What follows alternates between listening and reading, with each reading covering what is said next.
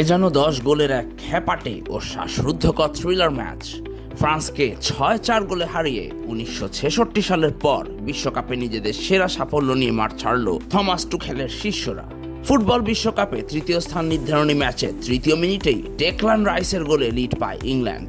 এরপর 18 মিনিটে এজরি কনসা এবং 37 ও যোগ করার সময় প্রথম মিনিটে বুকায়ো সাকা লক্ষ্য ভেদ করলে প্রথমার্ধেই 4-0 ব্যবধানে এগিয়ে যায় ইংলিশরা।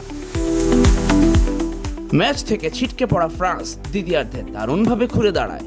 উসমান দেমবেলে, বারকোলা ও কিলিয়ান এমবাপে জোড়া গোলে ম্যাচে টানটান উত্তেজনা তৈরি হয়। রোস্টের ঘন ঝোল খেয়েও হালকা থাকা যায় যদি তেলটা হয় অলিও ওরলিও। হেলদি লাইফস্টাইলে সব হবে অলিও ওরলিওতে। এই ম্যাচে বিশ্বকাপে নিজের 10ম গোল করে টুর্নামেন্টের সর্বাধিক গোলদাতার তালিকায় শীর্ষে ওঠেন এমবাপে। তবে পেনাল্টি কিকে সাকার হ্যাট্রিক ও জুড বেলিংহ্যামের নিশানা ভেদ ফরাসিদের সব চেষ্টা ব্যর্থ করে দেয়।